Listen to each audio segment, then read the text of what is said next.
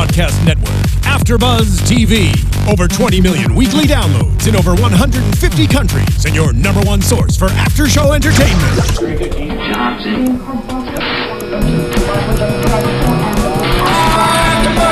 AfterBuzz TV, the destination for TV superfans, producing aftershows for over 300 of your favorite TV shows, interviewing celebrities and showrunners, and bringing you behind-the-scenes exclusives. All thanks to E! Entertainment's Maria Menounos, producer Kevin Undergaro, and internet leader Akamai. Now, let the buzz begin! Hey there, Agents of S.H.I.E.L.D. fans! Welcome to another episode of the Agents of S.H.I.E.L.D. AfterBuzz TV recap. Tonight we are talking about Season 3, Episode 6, Among Us Hide. How are we all doing tonight? I'm doing pretty good. Yeah, I'm good. I feel smart. I really enjoyed the episode. I'm angry. I hate being wrong so much. I am very upset. Not at the show, because the show is great, but I'm very upset with myself. Anyway, before we get started, I should go ahead and introduce my fantastic panel. Zach Wilson. Hey guys, thanks for joining us. Jesse Klein. Hi everyone. How you doing? How you doing? How you doing? Hey. How you doing? No, seriously. How you guys doing out there? Everyone answer individually. Go in the chat. I want to thank you guys for tuning in tonight to the AfterBuzz TV Agents of S.H.I.E.L.D. After Show. Yeah, we appreciate it. We're three-birding it. Joyce is not here. She's with her family. Yeah, but you can tweet at her about tonight's episode when she gets the chance to watch. Don't send her any spoilers, but you can tweet at her at JJury. Yeah. And I'm your host, Megan Salinas. You guys can tweet at me at the Menguin. That's TheMenguin.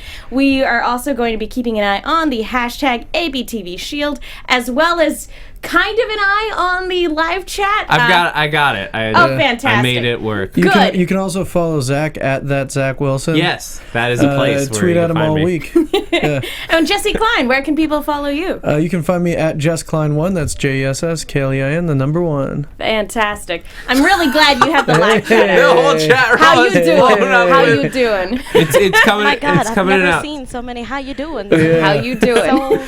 Not since 1998 have we seen this many how you doings.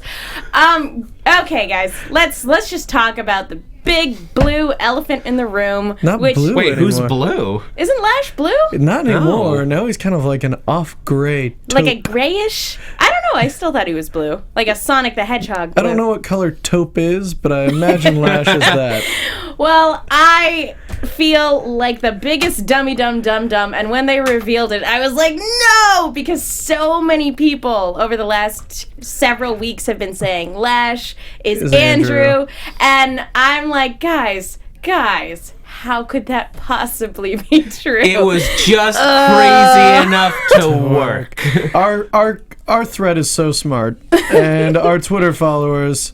You guys are way smarter than me. They've been trying to convince us basically from day one that Andrew is Lash, and we fought it for a while. We did fight. Oh, I embraced it. I was like, that's so cool and crazy. I want it. I feel like you fought it first, Zach. I feel like Maybe. everyone fought. We were a joint front, and then one by one we descended into Lash's definitely You guys Andrew. accepted it, and you were I prefer right. revisionist history. Yeah, sure. You guys Day accepted one, it. First thing I said, first podcast, I was like, Lash is Andrew. That was the first thing. I wish I could make that claim, but because this is the internet and things are archived forever, I'm pretty sure at one point I said that was stupid. And now I feel like an idiot, and everybody out there knows it. So if anybody else feels like the way I did and feels just like a complete moron, please tweet at me your sympathies, because I totally empathize. Well, I'm curious how you guys feel, not just about the reveal, but how it was presented.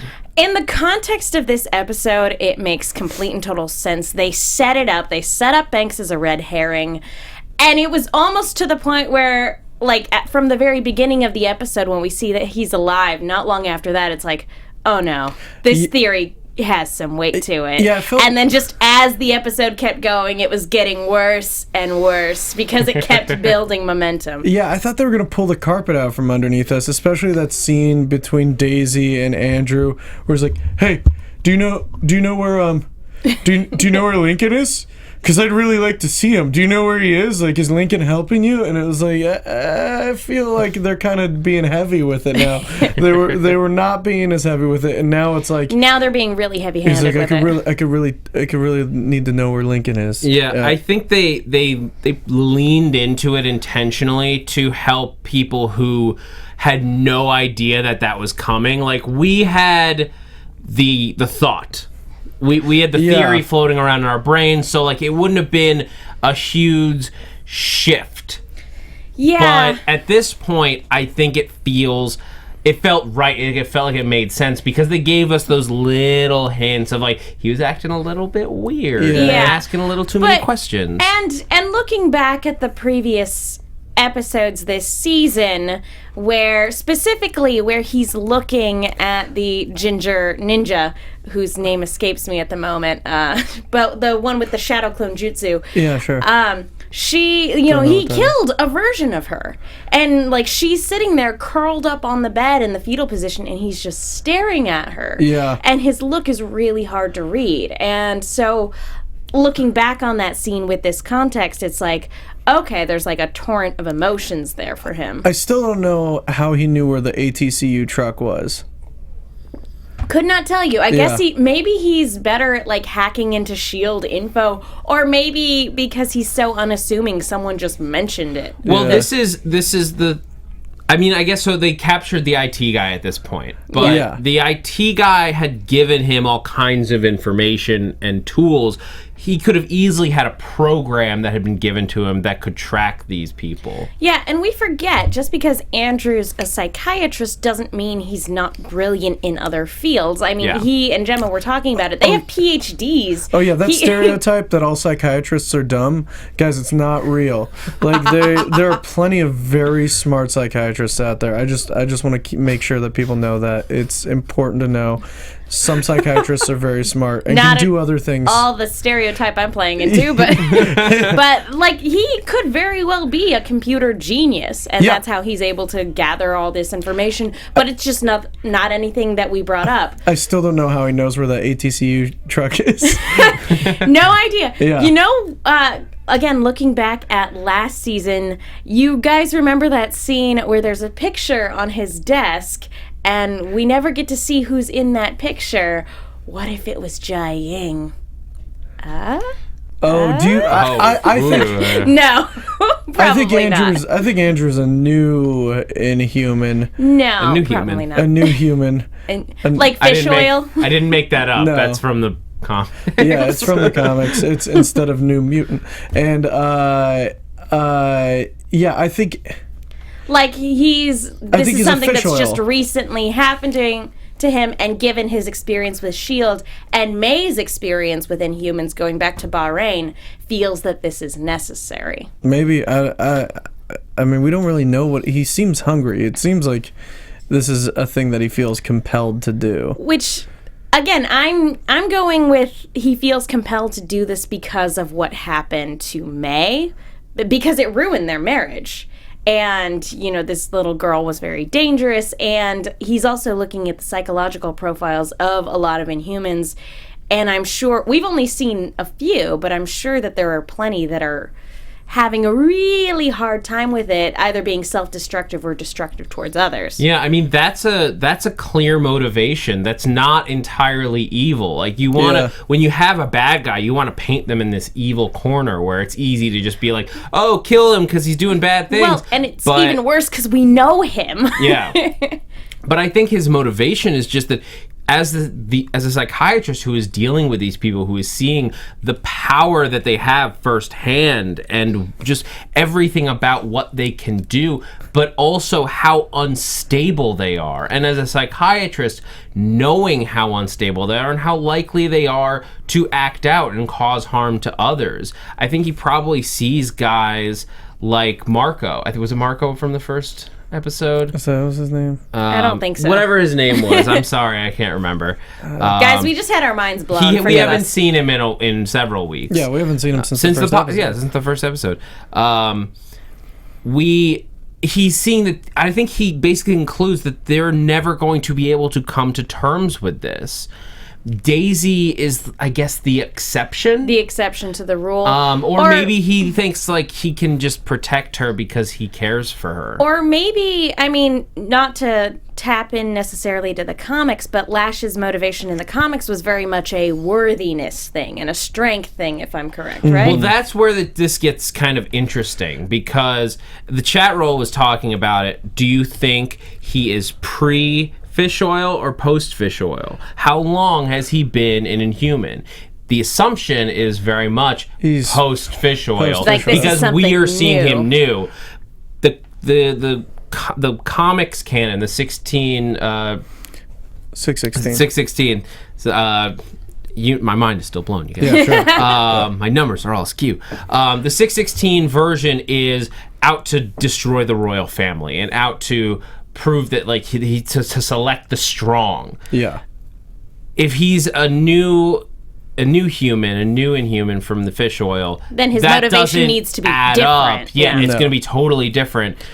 So I don't want to lean on the comics version for such a No, minor so much character. is different. Yeah. But like minor character in the terms of the comics universe.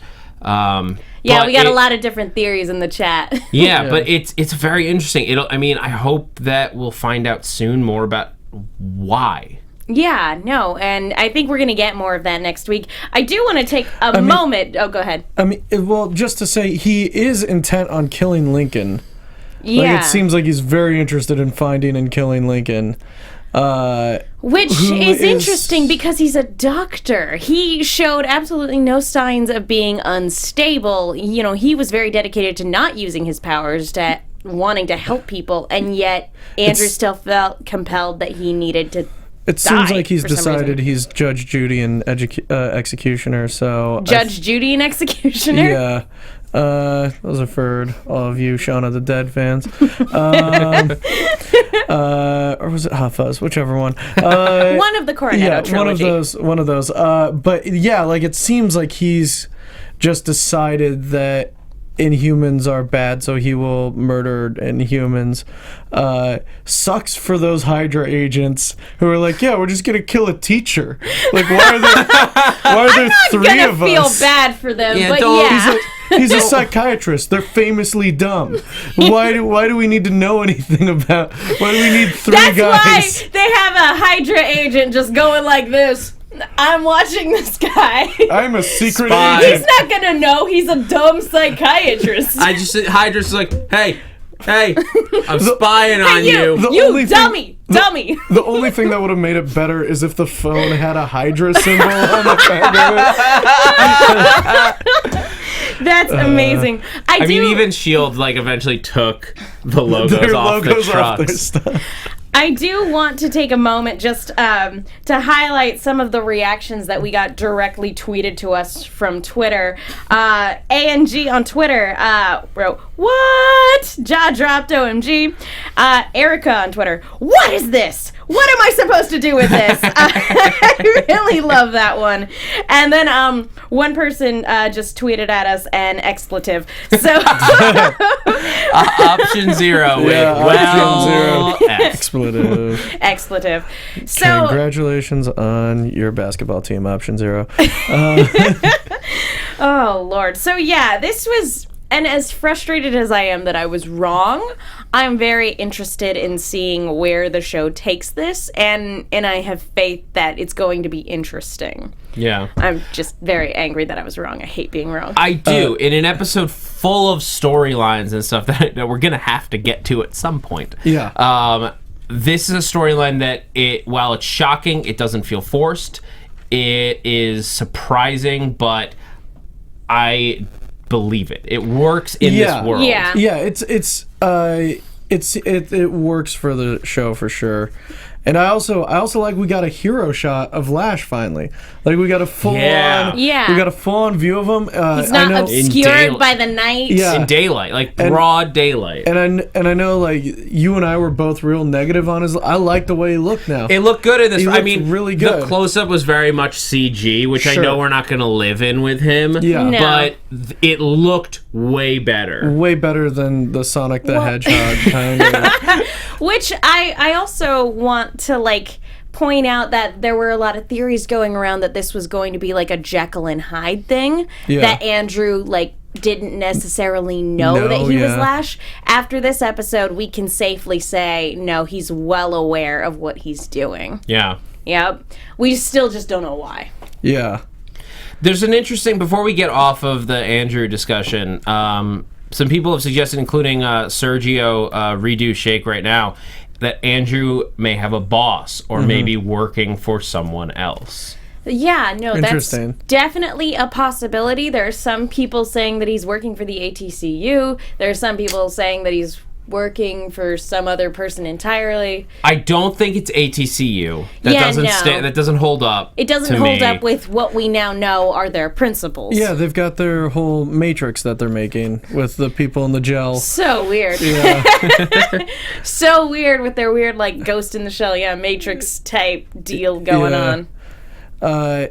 Man, I mean, I guess he could be working for another agency. I just don't see it. It would have to be something that we are not aware of. We know for sure he's not working for Hydra. I don't see an agency. If it's anything, it's Like an if it's Inhuman more faction. Inhumans. Yeah, Yeah. it would be like an Inhuman faction. I still feel Like, like he's a maybe they- solitary entity. Like he's dishing out his own vigilante justice in the way that S.H.I.E.L.D. for a while was dealing out their own vigilante justice, and still is. Yeah. Yeah, I was just thinking, like, maybe he's taking these people out, but what if he's like collecting some of them, maybe taking them upstate, Sure. New York. Yeah, he could be going upstate New York. He could be starting like an academy Like for gifted. A school of some sort. Yeah. Like, Westchester's not a bad place to settle. I I mean, know. No, it's I not. can speak from but experience. he would have to probably get several other professors together for that to be like Okay. 10, a realistic. like 10 professors. Like- X 10 professors maybe. X. X-Men. Can you guys think? Oh my God, no, he said it. He said the word. Oh Lord. Okay. But speaking of Hydra, let's talk a little bit about Ward and this new guy named Malik, Yeah. because Which did they say his name? They never said they his name. never name. said his name. Sorry, guys. The only reason we know his name is Malik is because of the subtitles. Yeah, we watched Yeah. the subtitles.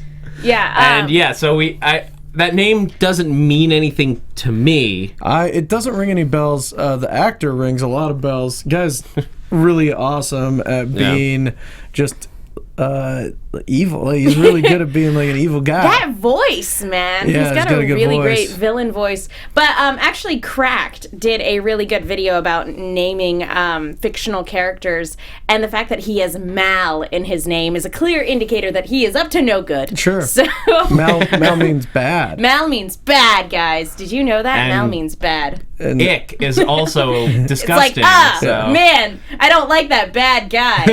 He's bad. Ick. sometimes he can be named Mal and it will be like endearing, Firefly. But sometimes it's bad. Well, I mean, the big thing that this character is, like, we've seen him before. Yeah. That's like, he's not. So I guess it's not that we haven't heard his name before, because he's on the World Security Council. What? Yeah. Oh. He was on the advisory body to S.H.I.E.L.D. in.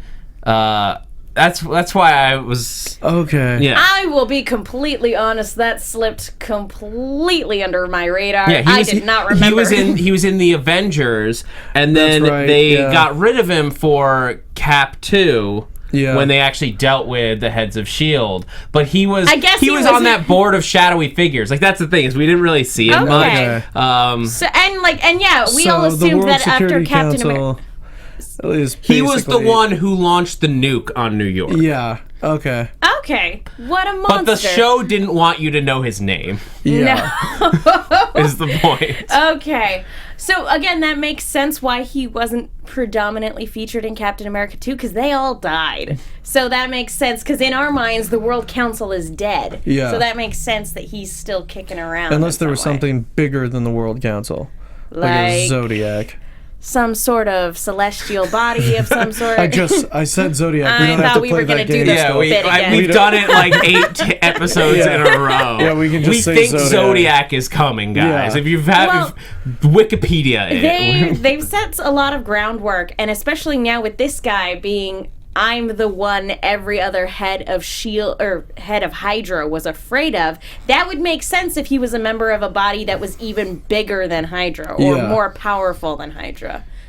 Like he's a member of Zodiac. So, like, assuming... Okay, we're getting into Zodiac a little bit, but assume that, like, Fury's brother doesn't exist in this world. Yeah. Could he have taken that place? Maybe, but he's Hydra, so doesn't really fit that role. Yeah. Okay, regardless, do Zodiac. Yeah. Awesome. Yeah. But we see this guy, and the baby Strucker goes to him and is like, "You need to help me out, man." Which, by the way, was anybody else really suspicious when he said, "I'll handle it"? Oh, yeah. Yeah, no. Whenever anybody gives you that ambiguous of an answer, you are probably going to end up stabbed in some way, shape, or form. Literally, not in some way, he was just stabbed. Literally stabbed. That's not a metaphor. Yeah, baby Strucker just died. Yeah. Full on died. I was kind of disappointed with that. I thought he was a really interesting character. It would be kind of cool to see him like get evil lessons basically, and like then turn on his mask. I thought it'd be really kind of cool to see that. Yeah, especially with the loss of Baron von Strucker. Yeah, which the surprising like loss of him in Avengers 2. That would have been a very interesting way to approach the Strucker storylines, and bring up this like brash young kid. And technically, he has an older brother and sister. At least in the Marvel comic universe. Maybe his siblings can come in to avenge him or something. They can call themselves the Avengers. You shall be avenged. They get a cease and desist letter. I agree with you. I feel it like in very much the same way Ward burned this asset. I almost feel like the show burned this asset. But at the same time, this is kind of what this show does. That's true. They build up this one person to be maybe a bigger bad than they are, and then boom, they're dead before you know it. I mean, that's what happened with Whitehall. That's what happened with all of the other heads of Hydra. Mm-hmm. Yeah. So, I mean, on the one hand, I do feel like it's a wasted potential. On the other hand, it's like, no, that was a good surprise. Yeah. Yeah. I mean, it's sometimes it's frustrating when it feels like, I mean, there's obviously a different game that we're not seeing being played, and it's like I guess that guy wasn't important. Well, they straight up call it that. Yeah, exactly. Why make us think he's important, show? You're frustrating me. Well, I think that's what I see. I think that we're gonna look back on this, and it's gonna be very meaningful.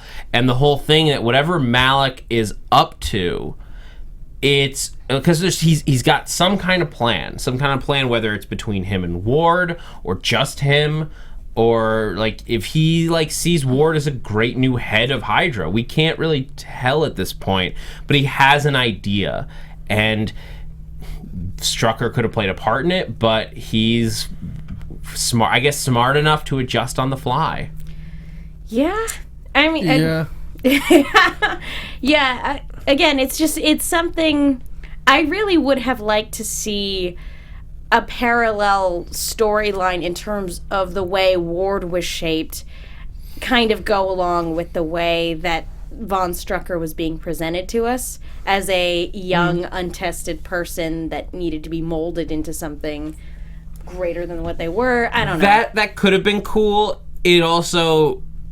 that feels too slow for S.H.I.E.L.D. Yeah. Yeah, no, like they cut the brakes a while ago. This season's going so fast. Like again, like any other TV show, like the Lash reveal would be an entire season. That would be one season at minimum mid-season. At minimum mid-season, mostly an entire season. That would be the season-ending sting, like after the credits. Yeah, guys, we're only at episode 6. When did that happen? I mean, just on that, like I loved the fact that we got the reveal that Andrew was alive, like right away. Yeah. It makes sense within the context of this episode, but like, yes, don't waste time. Like frame 1, he's alive. Yeah. Move forward. And every scene in S.H.I.E.L.D., nothing felt like filler. Everything propelled the story and the character relationships forward. Yeah. Speaking of character relationships, How about Rosalyn and Coulson? Kiss, kiss, kiss. Does anybody else see that happening? Or anybody rooting for that? Oh, they're totally pushing it. Yeah. Whether you like it or not, and whether they're going to pay it off or not, they're pushing it. I don't know if they'll ever pay it off, but it feels like the writers love writing these interactions. Like, they really enjoy writing this tete-a-tete. Again, they're both the head of very shadowy organizations actively affecting the safety of the world, and they're both spy organizations, so there has to be this kind of tango going on a little bit, step by step. But at the same time, it's like, how much of this is flirting and how much of this is pushing your personal agenda? And the line gets blurred a little bit because you're spies, but you're also human. Who knew? Yeah, but you're super spies who are heads of organizations. Like, you're not going to get in a relationship with someone who is the head of another super spy organization. That's the worst idea. Because you are a spy. But no one else will understand what they go through. Exactly. That's why it sucks to be a spy. Well, I mean, we're looking at Hunter and Bobby, and they're both two spies, and their relationship Hunter's has a mercenary. A lot of We saw today Hunter does not do stealth. He's not good at spy stuff. He's good at going and shooting a guy in the chest and then punching him in the mouth and retrieving blood. Hunter is not a spy. All of the rest of the members of the team who are very much spies, all of their relationships have taken a dive or have been difficult to manage in some way, shape, or form. When you're a spy, you don't get to have a wife or a husband. That's the rule. Your job is to lie constantly. But I wanted to talk to you guys about this whole kind of play that Rosalyn did, because first she's saying that there's an emergency, and then goes to her house where a break-in may or may not have been staged. That was weird. It was it was clearly, like, by the end of it, like, we know it's staged, right? But I don't know. But I will say, if it was staged, she's not that dumb or careless. And she was like, I expected you to case my joint. What, you weren't listening in? Yeah. Checking out all my Margaret Thatcher biographies? Yeah, why do you have so many Maggie biographies? Do you think that she has, like, been playing him this whole time, like showing up with the car, with the Black Thunderbird, and I feel like that was very planned.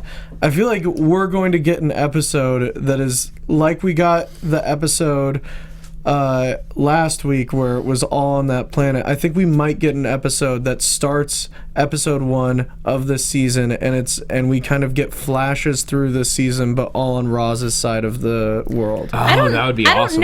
I don't know if we'll get a flashback per se, but it would be great to see things from the ATCU's point of view.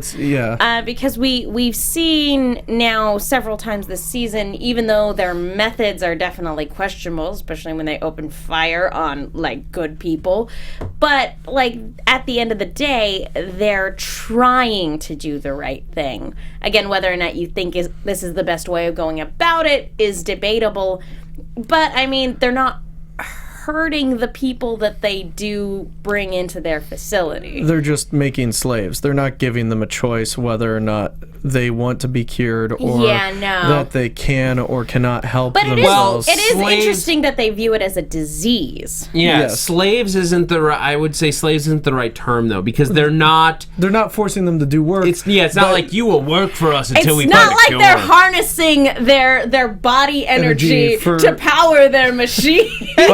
By the way, that makes no sense. The human body cannot produce... Like, a potato produces more electricity than a human body.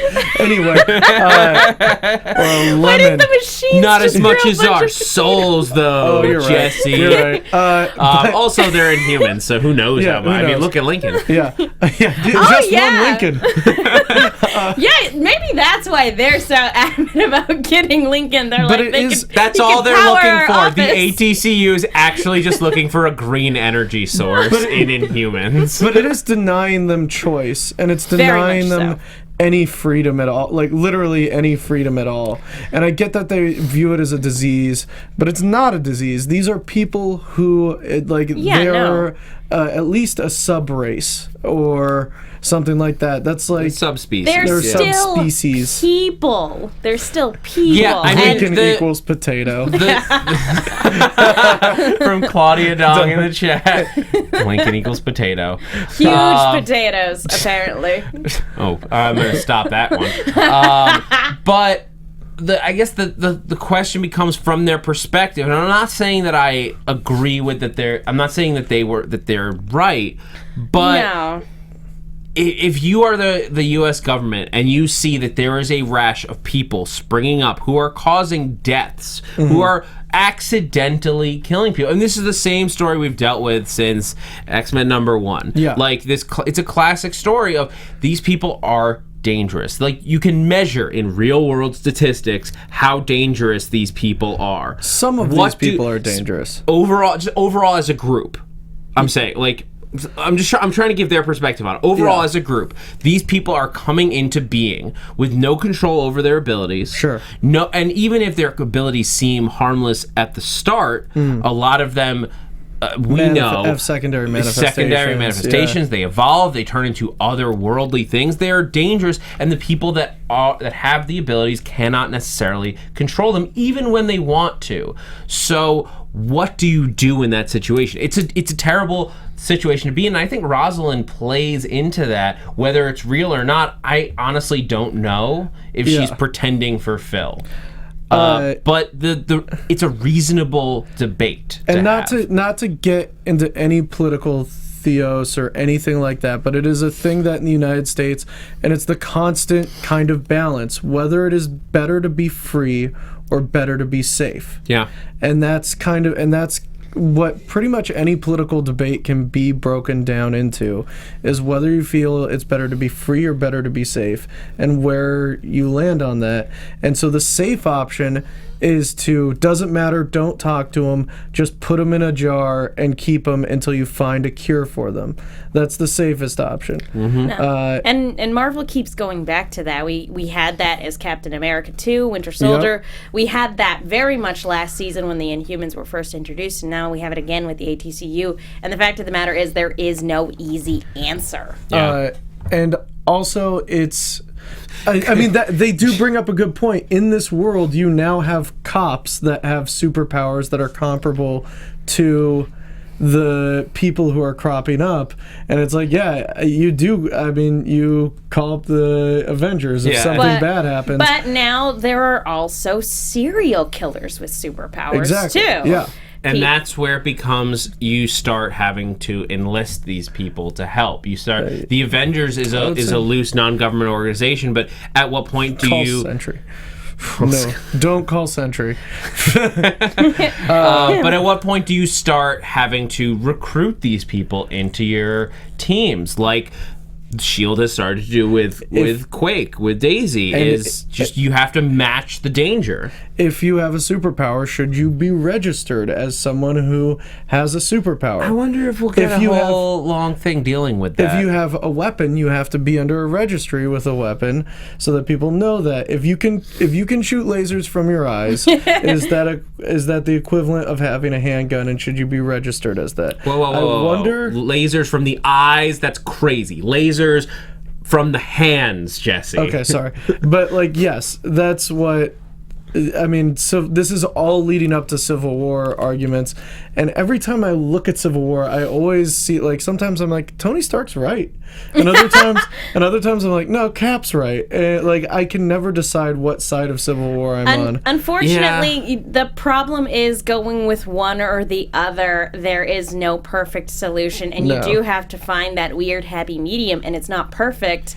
But the thing is, it's what it becomes and what we're going to be dealing with in this season, and it really is I don't know that there is a middle ground. Either the government registers you and is aware of every person with a power, or they're not. And there's not. It's a yes or no, really. What they do with that is a whole other debate. But whether you require somebody to register their own body as a weapon is a yes or no very difficult there was question. some sort of machine that could track down dangerous people, like with superpowers of some sort, like something that maybe tapped into your cerebellum of some sort. Are we doing the X-Men thing again? Yeah, I'm gonna Okay. stop. Well, we have a lot of people that say that even though they like the exchange between Rosalyn and Coulson, S.H.I.E.L.D on Twitter says she likes them. S.H.I.E.L.D. But I know, isn't she the best? She's the best. But she doesn't trust Rosalyn. She's sneaky. I mean, and again, if this whole thing was an elaborately staged thing, it's pretty clean. Yeah. Well, you shouldn't trust her. She is a spy. The only thing you should trust is that she is lying to you. That's the whole thing with like their agreement about like sharing information.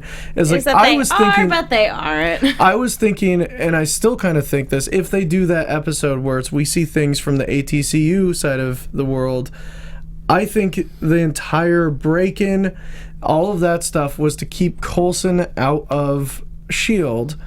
Because also Daisy and Mac were out of S.H.I.E.L.D. and Hunter, Bobby and May were not at S.H.I.E.L.D. as well. The only people in S.H.I.E.L.D. were like the scientists who S.H.I.E.L.D.'s got great scientists.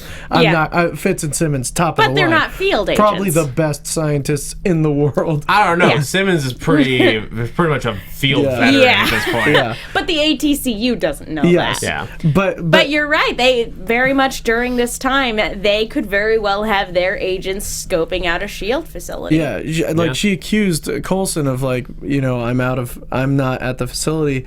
Maybe you're using this to have your people at mine. Where Like, he you could have done this break-in. He accidentally was, number one. He just didn't know it. You know what agent I feel like S.H.I.E.L.D. needs right now more than anyone else? Agent Friendship? I was going to say Agent Koenig. Okay, yeah. Any of them. Yeah. Maybe. I still want to see the Koenig sister. If I want to know. I'm pretty sure Patton Oswalt is coming back this season, and I'm basing that purely on a dub smash that they did where like 4 of the team were like swinging on wrecking balls. Yeah. And then Patton Oswalt pops out at the end. I'm like, oh! Which, by the way, guys, the dub smash wars between Agent Carter and the Agents of S.H.I.E.L.D. is just the best fantastic. thing ever. Yeah. Before we move on with the episode, I want to talk to you guys really quickly about iTunes. Folks, thank you so much to everybody who's gone to iTunes to rate and leave a comment and subscribe, not only to us, but to AfterBuzz TV as well. It really does mean the world to us. And guys, it means even more to us because we want to crush Scandal so badly. We're so close. So guys, the best way to let the producers know that you like the show that we're putting on is by going to iTunes, rating, leaving a 5-star comment. And for all of you guys in the international sphere, because we know that there are a ton of you out there who watch us on an international platform, which is amazing. We'd love to see screen caps of your iTunes comments, or you can just comment on on YouTube and via Twitter, guys. It's just so heartwarming to hear from you guys. It really means a lot. Yeah, just some real quick shout outs. There's a whole bunch again. I love God, you there's guys. so many. A Cree to my heart. Thank you.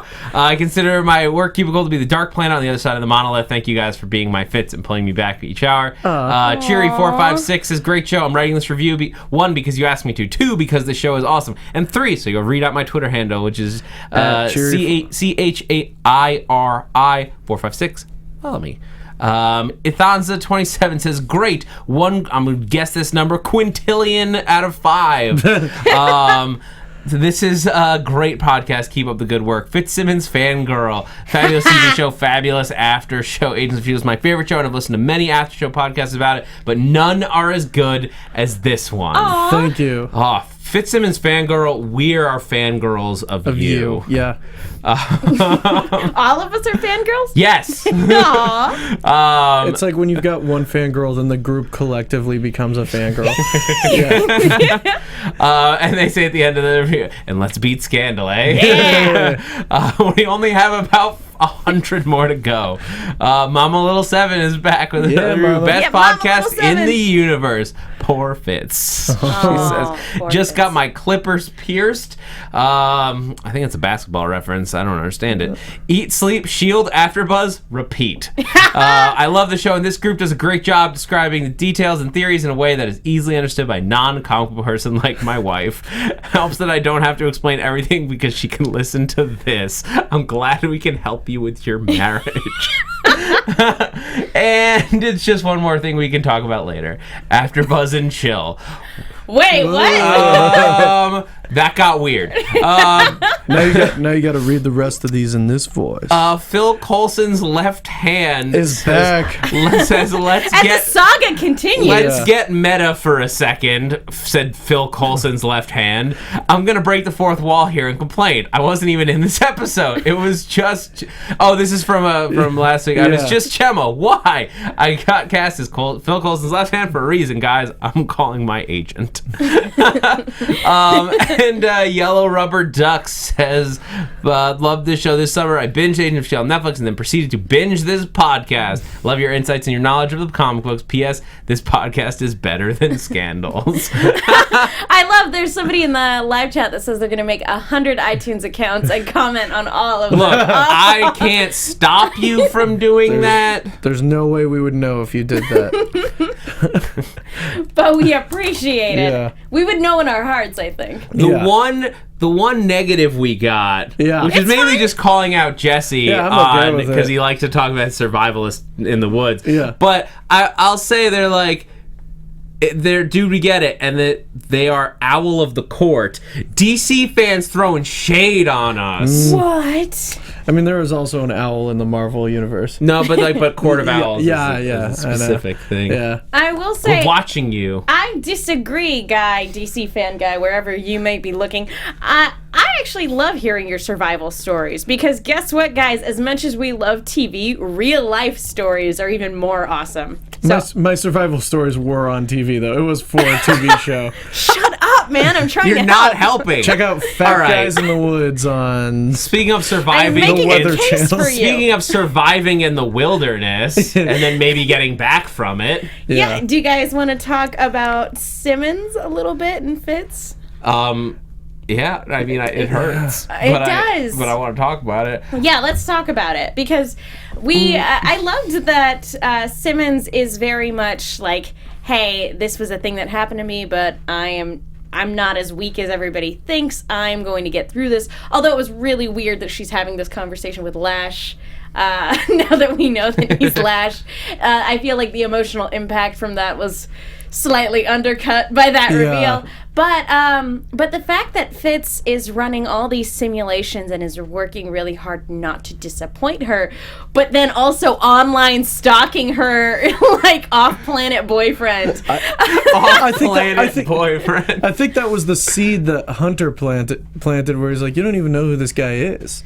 And the way he said it to Gemma was, I'm going to know him. Like saying like, oh yeah, I'm going to get him back. But by I'm going to know him, I mean I'm going to Facebook stalk him, except Facebook wasn't a thing in 2001, was it? No, but like but I'm gonna MySpace stalk him. But with S.H.I.E.L.D., you have to imagine that Fitz can take it to the next level and dig into his military background, any of his Exactly. records from NASA. Like, this guy's life is documented by the government. And by all accounts, he looks like he was a hero. Like in terms of like the documentation that Fitz was looking what at. he found so far. Exactly. I gotta say, I had another like heartbreak moment for Fitz in this. Just when Gemma walks up and is, I know this isn't easy for you, and grabs his hand. Yeah, that was tough.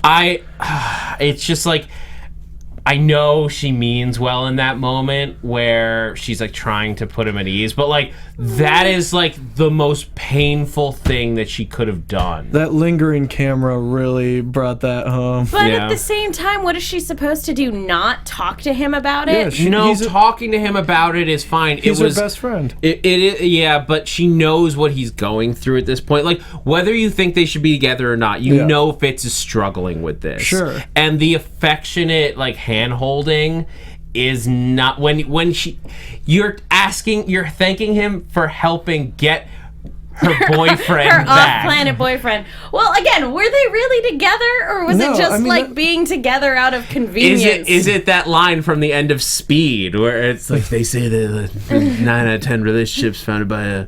I don't remember the quote, but you know what I mean. Founded on traumatic experiences. Yeah, born out of traumatic experiences, 9 out of 10 relationships fail. They Can't don't go last. under 50 miles an hour. Guess we'll just have to base it on sex then, is what Sandra Bullock said. And then, of course, it did fall apart because he wasn't in the sequel. Which, did anybody see Speed 2 BTW? All right, let's get back on topic. I will say, it's heartbreaking for Fitz, but at the same time, it's kind of awkward to have him, like, rooting through this guy's history. I mean, it's good to kind of know because he doesn't know anything about this guy. This guy, who knows? He could have been a convicted convict that got sent on a suicide mission. We have no way of knowing. So, I mean, it's not bad that he's looking into it, but the fact that he's looking into it without talking to Gemma about it is kind of weird. Maybe I disagree overall, though. I think that he should. Well, he waited until she left to pull up all those research windows. Gemma is in a fragile place right now, and you could argue whether she is strong enough to handle that or not. But I think it is reasonable to like let her try to deal with it without pushing that kind of stuff on her. Mm-hmm. But I think Fitz is concerned. He doesn't know who this person is. He doesn't know all of the details of what happened there. But that's also none of his business. You're right, the details. But as you guys said, this is his best friend. Yeah. I think it is reasonable when your friend starts seeing a person that you know nothing about, but has clearly been through some kind of crazy government thing. Keep in mind, he had to be a strong military person to be the guy who was trusted to kill people if things went awry. The one gun. Space. Let's give him a gun. Yeah. So I think it is 3 scientists and a pistol.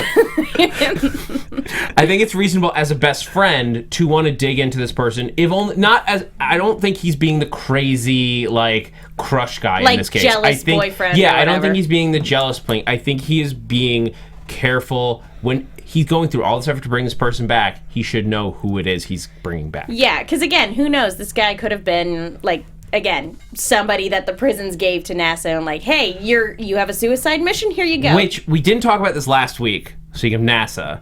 A lot of people have pointed out that Rosalind, at one point in her history, worked for NASA. She did indeed. Oh. But the timeline, somebody else is... I'm sorry, I don't have credit. I don't have your name to give you credit, but somebody pointed out, I guess the timeline for her working at NASA was like late in the 2000s or whatever you call that, like around like 2008, 2010, and the Monolith adventure that was the mission. Yeah, it was 2000. It was 2001. Yeah. Wink. I liked that you called it the adventure. I didn't know. It makes it sound more whimsical. For a moment, I didn't know what else to call it. But when all of his friends died, that adventure, and he was stuck marooned on a planet. Not all adventures are good. That's true.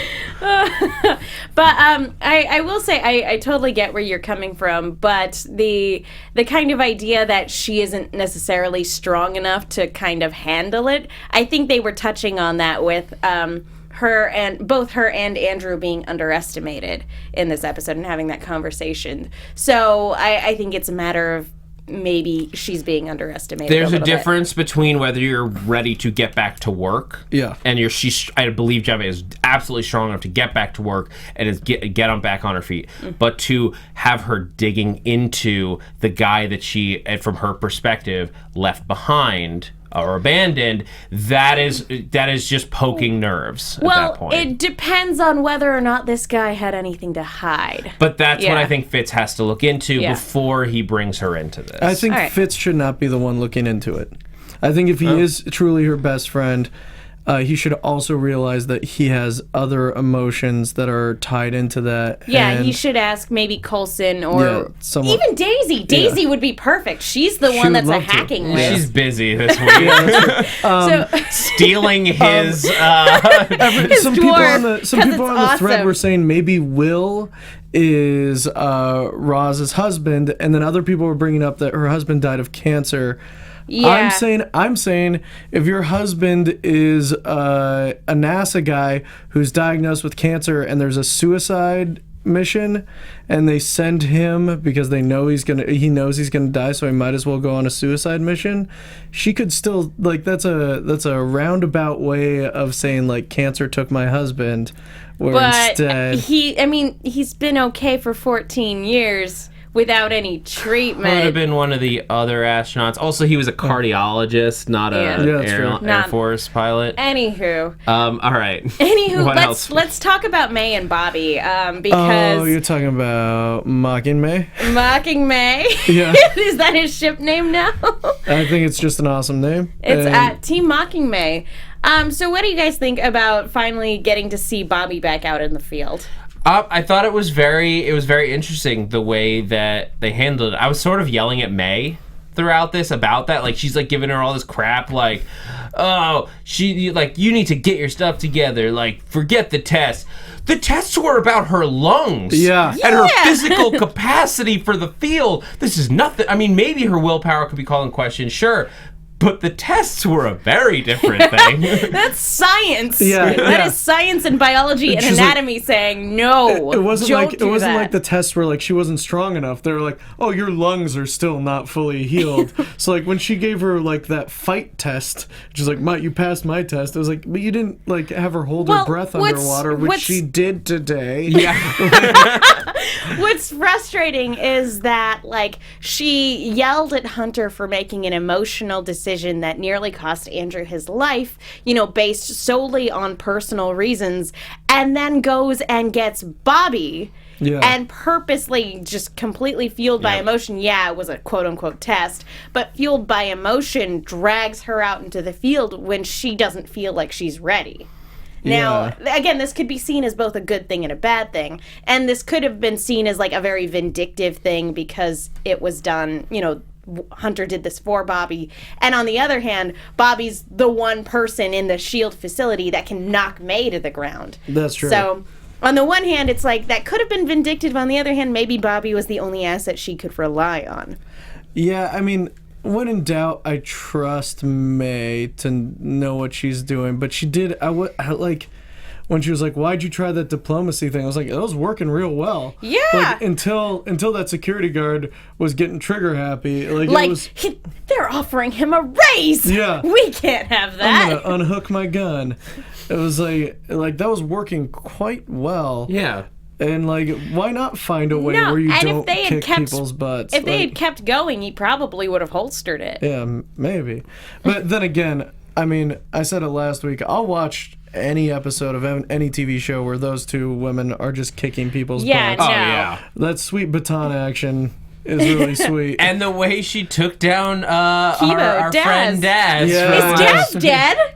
Did Daz die? I'm pretty sure he's dead. I think he got electrocuted. That's such a bummer. I will say, I do want to point out one other thing, that the reason why Kibo was not a good choice in Ward's mind of infiltrating the school is because Daz would have looked silly with a backpack walking around as an undergrad. It would have been adorable. All right. So there was some news and gossip that we needed to talk about before we go. Quick. Okay, so big Marvel TV universe news, potential news. It's a rumor. It's a rumor this week. I read it via Nerdist and several of other sources. There's a rumor that Netflix may switch up its Defenders series, and instead of doing Iron Fist as the fourth one, they may do an Iron Fist feature exclusive to Netflix and then a Punisher series in its place. Which, I don't know how... I mean, on the one hand, the Punisher is a very interesting character, and I like him. But isn't the Punisher supposed to be coming into Daredevil soon? He is. Well, that's where he's being introduced. Which but much means- like Luke Cage is going to be introduced in Jessica Jones, yeah. The reason behind it, from what I've heard from different sources here and there, is that there's been problems with the Iron Fist series, and they're not... Different people, I guess, within the company see it going in different directions. Yeah. In Okay. terms of how are they going to treat it? How are they going to handle the mystical elements? What is this series? Do you just go purely on the street level like Daredevil but Iron Fist? Do you do a Heroes for Hire story that focuses on Iron Fist? Or do you go to Kunlun and have him fighting dragons? I think you do the Immortal Iron Fist story. And you just do, it's established maybe through series of flashbacks how he became the Iron Fist, but mostly it's right now. I don't like it. I think adding the mysticism, I think bringing that to the Daredevil world would be such a bold and interesting move, and I think it could fit. I think you could definitely, Daredevil set up that there is magic in that world. There's magic in the Daredevil series for sure, and to take it further would be so much more interesting. Also, I need some Power Man and Iron Fist. I just need it. Yeah. Well, not that they're gonna get rid of him, and I know, but- defend this idea. I'm not sure, because to be honest, I'm not. I like the Punisher. I don't need a whole series really for him. like the I don't need that. Yeah. But if you take the Iron Fist story and distilled it into 2 hours, where you could take the budget that would be applied to 13 hours and put it in 2, you could with that get some crazy visual effects to do the Kunlun story. You could. Right, that you might not get from having to spread out a budget. I don't know. There's a balance there. I'm not sure what the right answer is, and it's all rumors now. Nothing is official. I will say that between Daredevil and Jessica Jones, I don't know how many more dark and gritty Marvel series I need, because I feel like Daredevil and Jessica Jones kind of cover that, at least from the look of things. Because Jessica Jones looks so promising, guys. I can't wait. really It cool. does, and we'll be covering it here but- on AfterBuzz TV. Tune in. So I don't know if I need a Punisher Zach will be when Daredevil feels so much like the Punisher already. I know it's completely different, but Yes. he's an Avenger, and I don't know if I need another story like that for 13 episodes. Yeah. And I know that there's a lot that you can do in Marvel and everything like that, but I don't know. I'm torn on it because it has potential. On the other hand, it could be retreading old ground. Yeah, I mean, I can just- feel our engineer, Yeah. the Getting fabulous mad at Alexis, us. being like, "Come on, guys, Iron Fist, great, but Wrap we it gotta up. get out of here." Wrap it up. Okay, All fine. right, let's go ahead I'm a and get big into. fan of the Punisher as well. Oh. I wouldn't mind a it's Punisher James. series Oh. because I like the second. Warzone was way better than the first movie. Yeah, but that's the thing. We've already explored Punisher. Punisher has been explored now twice, or almost, is it 3 times in movies? 2 times in movies, and then bringing him into To Daredevil, Daredevil. yeah. One we time did in it. a movie that anybody saw. Yeah, but Iron Fist is why not bring a new property up and make something fun and interesting? Give a character that's underrated a chance to shine. Yeah, I think now would be a good time to do that because, obviously, everyone would tune in that already knows who the Punisher is, but more people that are watching superhero shows right now would be like, oh, who's Iron Fist? If they don't know who Iron Fist is, I know of him and I could picture his costume in my head with the yellow mask and the black Slippers. eyes. Well, here's the thing. That same argument could be made about any given Marvel property. I mean, how many Jessica people? Jones. How many people prior to this summer were like, "Who's Ant-Man?" I don't think at this point it's a decision based on recognizability of the name. I It's think more this of, is a like, purely budget. creative Yeah. decision. What is the best creative way to approach Iron Fist? A feature might be better creatively. Maybe. It all depends on what direction they want to take it, because no matter what, it has to acquiesce to the Marvel Cinematic Universe as a whole. And for a lot of creative types, that's asking too much, because that's how Edgar Wright gets off of Ant-Man. That's why Joss Whedon, who's now burned out, is kind of like, I'm done with Marvel for a little bit. I have a whole other thought that, like, you don't want to get me started on. Like, yeah, we don't have time tonight. I will defend Kevin Feige to the death. As why? I'm just saying that, like, even if it's better for the bigger picture, like, for one person trying to tell an individual story, there's gonna be some conflict there. Yeah. Anyway, let's go ahead and move on into predictions for next week. Okay. Next week. Oh my god. Okay. Back to S.H.I.E.L.D. Okay, back to S.H.I.E.L.D. It's been out there for a little bit. Let's bring it back. It looks like we're getting a flashback to May and Andrew in Hawaii. And I would love to go back and maybe we're gonna see. Maybe what happened? Lash origins? Yeah, I think what happened is that while they were in Hawaii, he became an Inhuman, and that's why he left. And because, like, that, you know, she seemed to think that it was like that they were breaking up again. He might have just been like, whoa, crazy powers, I have to go do something. What I'm wondering about is what happens to him. What is his kind of tipping point that makes him feel like hunting down and murdering innocent Inhumans is necessary? And I think we're going to see that a little bit next episode. Yeah, I think it's going to be a lot of flashbacks and then, like, the confrontation moment. It looks like May doesn't tell anyone that Lash is Andrew. It looks like she goes to confront him on her own. Well, she probably wants to hear it straight from him because, like, can the dying words of a Hydra agent be trusted? Yeah. Yeah, so I don't know. It'll be interesting. Yeah, I think we're going to get him. We're going to see that. This goes back to my theory from earlier that we're going to see him meeting with these Inhumans and meeting with these patients that they found and that they're trying to help that we haven't seen yet. We haven't seen him trying to do that. And I think that was very intentional. And that's what we're going to get next week is we're going to see that. And we're going to see how that colors his opinion. And then when he transforms, when he becomes Lash, all of a sudden he realizes he can stop these people from his perspective is for the greater good. He can heal them. Yeah. Ooh.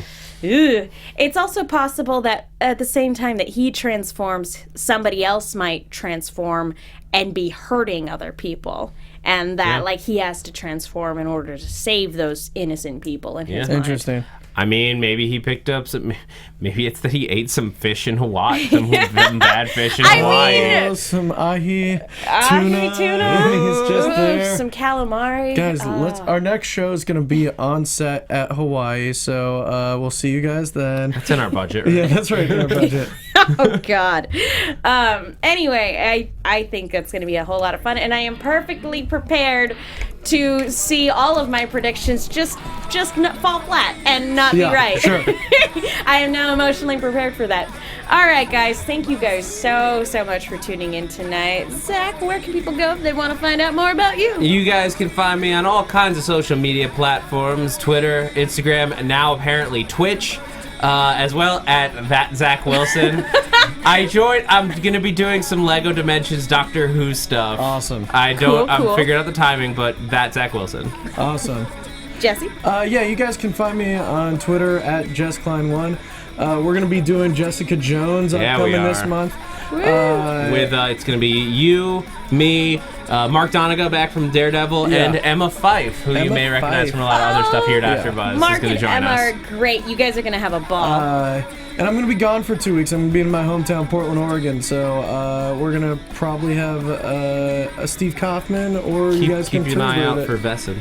I will look out for Vesson while I'm there. Most people don't understand. I'm going to miss you guys, but I'll be back in a couple weeks. Well, thank you. Be sure to do reconnaissance while you're up there. Will do. Guys, as we mentioned before, it was a shame Joyce couldn't join us tonight, but you can follow her on Twitter at JAzuri, and I'm your host, Megan Salinas. You can follow me on Twitter at @TheMenguin. That's TheMenguin. I'm also on a bunch of shows here at AfterBuzz, including my new favorite thing, Ash vs. Evil Dead. It is so great. Ruby's coming back this week. And be sure to check out my articles on the Movie Chick as well. Chick with 2 Ks. Be sure to check those out. We're not your favorite. Oh, fine. It's my new favorite thing. This will always be my favorite panel. I am not BSing you guys. This is my favorite panel. 100%. Thank you guys so much. Have a wonderful night. From executive producers Maria Menounos, Kevin Undergaro, Phil Svitek, and the entire AfterBuzz TV staff, we would like to thank you for listening to the AfterBuzz TV network. To watch or listen to other after shows and post comments or questions, be sure to visit AfterBuzzTV.com. I'm Sir Richard Wentworth, and this has been a presentation of AfterBuzz TV. Buzz you later. The views expressed herein are those of the hosts only and do not necessarily reflect the views of AfterBuzz TV or its owners or principals.